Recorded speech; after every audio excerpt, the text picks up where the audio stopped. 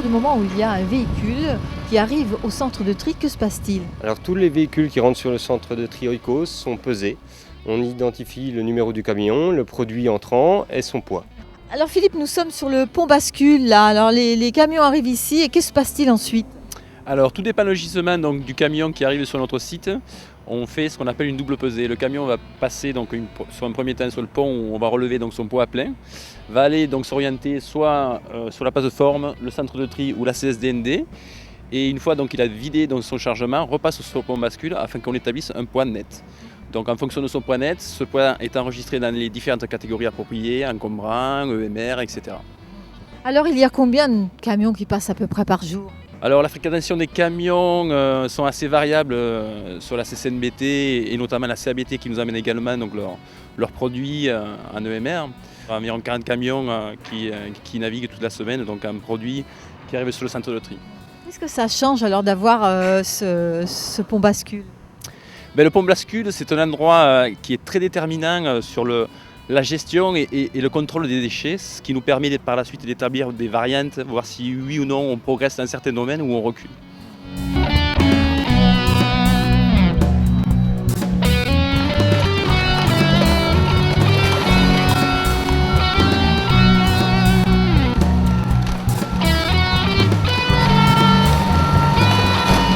On va ensuite envoyer le produit sur un premier étage où on va trouver la première cabine, la cabine de pré-tri, où là le but pour les deux opérateurs de tri sera d'évacuer tout ce qui est indésirable et perturbant par rapport au fonctionnement des deux machines qui sont derrière, qui seront le crible balistique et le tri optique.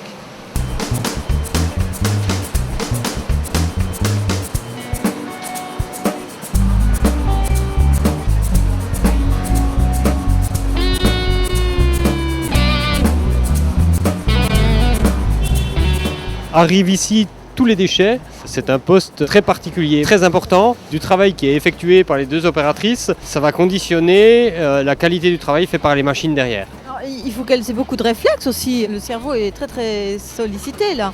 Alors effectivement, le cerveau est sollicité, je dirais, entre 2000 et 3000 fois à l'heure, puisqu'elle retire environ entre 2500 et 3000 objets à l'heure sur ce tapis de pré-tri. Qu'est-ce que c'est la plus grande difficulté de votre travail? Alors la plus grande difficulté, c'est que c'est des gros produits qui ne devraient pas être là. Nous, on devrait avoir des volumes plus petits et on nous met des encombrants qui devraient partir en déchetterie. Et il faudrait que les gens pensent quand même que nous trions à la main, comme vous pouvez constater, et que bon, c'est quand même pas agréable pour nous. Alors qu'on pourrait faire un tri plus performant, quoi.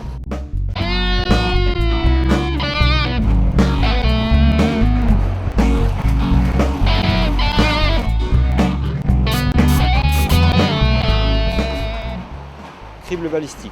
Lui, son rôle va être de trier les corps plats des corps creux. Les corps plats sont les papiers, journaux, magazines. Les corps creux seront les bouteilles, PET, bouteilles en PEHD, les cartonnettes, etc. Les corps plats vont monter dans le crible balistique et vont alimenter la grande cabine, celle où on a 5 opérateurs, la cabine des corps plats. Les corps creux vont tomber en bas du balistique, vont faire le tour, vont passer par un aimant permanent qu'on appelle également un overband. C'est lui qui va attirer tous les ferreux et ensuite va alimenter les deux cabines de tri des corps creux, qui est la cabine des PET et la cabine des PEHD. Tout ça grâce à une machine qu'on appelle le tri optique qui lui va trier automatiquement l'ensemble des PET. Là on voit l'efficacité du tri optique et on se rend compte que les 3 flux majoritaires, on le verra tout à l'heure avec le papier, les 2 autres flux majoritaires sont les bouteilles en PEHD, les bidons de lessive, etc., de lait, et puis les bouteilles en PET claires, qui sont généralement des eaux minérales. Mais là, ils sont écrasés, les bidons. Oui, on pourrait conseiller à la ménagère, effectivement, avant de mettre son objet recyclable dans la poubelle jaune, de ne pas l'écraser. De ne pas l'écraser, puisque l'efficacité du tri balistique qu'on a vu tout à l'heure est importante à partir du moment où l'objet a conservé tout son volume. Alors on laisse passer bien sûr, je vous l'ai dit, le flux majoritaire qui sont les PEHD et on retire tout ce qui est indésirable par rapport au pré-tri. Là on est dans un tri qualitatif plutôt que quantitatif. Le taux de refus sur les produits entrants, aujourd'hui, il est de 15%. 15% des 5800 tonnes que l'on trie par an sont des refus. Je remarque que les bouteilles ont les bouchons, alors on peut laisser les bouchons. Aujourd'hui, c'est plus un problème, on peut les laisser sur les bouteilles. Pourquoi ? Parce que le procédé de compactage derrière, et encore plus les industriels aujourd'hui, vont arriver à compacter et à recycler l'ensemble des bouteilles avec les bouchons. Donc c'est plus un problème.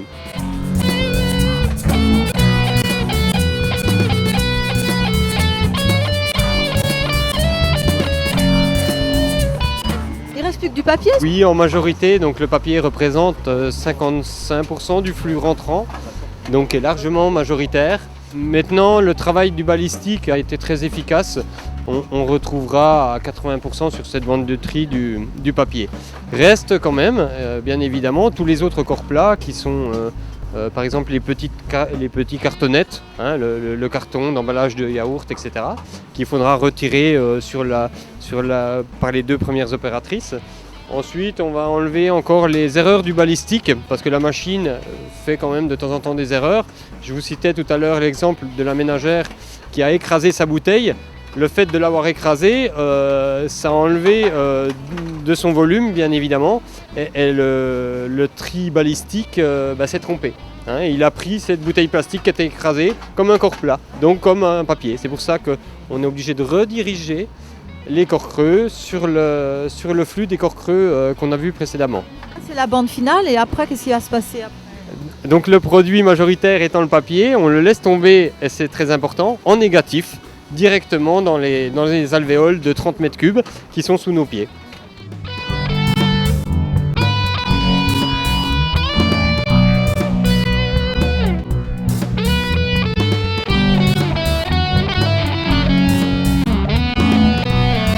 L'ensemble des matériaux est donc trié, niveau premier étage. Ensuite, chaque matériau va tomber par le biais des gestes des trieurs dans différents silos ou dans des fonds mouvants automatiques qui sont à leur disposition au rez-de-chaussée.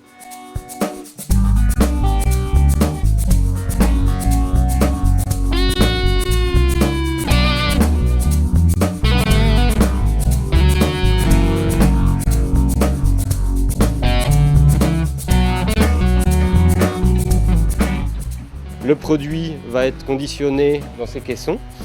Une fois qu'on a assez de produit pour réaliser une balle, on ouvre les fonds mouvants et on achemine le produit vers un autre local où on va trouver une presse. On va mettre les matériaux en balles, les ligaturer.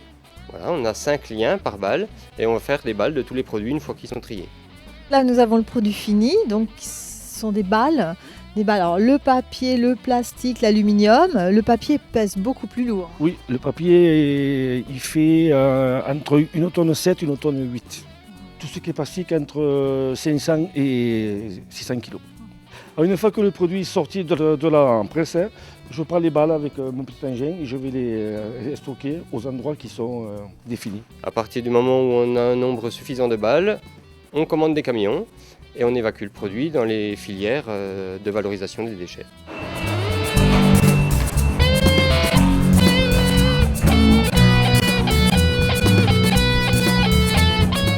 On a un maximum de machines qui travaillent, mais on a toujours besoin de l'humain quand même. Ah, tout à fait, parce que sur le produit entrant, on va trouver malheureusement beaucoup d'objets qui ne sont pas recyclables. Quelques exemples, les films plastiques, les polystyrènes, les barquettes qui aujourd'hui ne sont pas encore recyclables. Les machines n'ont pas un fonctionnement à 100% efficace. Donc par exemple, le crible balistique qui va nous séparer les corps creux des corps plats n'est pas infaillible. C'est-à-dire qu'on va retrouver quand même des corps creux, c'est-à-dire des bouteilles avec les papiers et des papiers avec les bouteilles. Donc on a toujours besoin d'opérateurs qui vont faire de multiples gestes pour évacuer et trier plus finement l'ensemble des déchets. Expliquez-nous ce qu'est un tri négatif. C'est en fait ne pas prendre un objet. Le trieur, lui, va avoir des objets qui passent devant lui sur la bande. Il va retirer ce qui l'intéresse. Par contre, nous avons donc des tapis roulants qui vont laisser passer les produits qui sont majoritaires. Bien évidemment, le papier représente 50% de la collecte sélective environ. Nous n'allons pas prendre tous les papiers à la main. On va laisser passer le papier et on va retirer tout ce qui n'est pas du papier. Voilà, en fait, le tri positif, c'est le geste qu'on fait. Le tri négatif, c'est le papier qui va par exemple continuer son cheminement en bout de tapis et tomber directement dans le silo.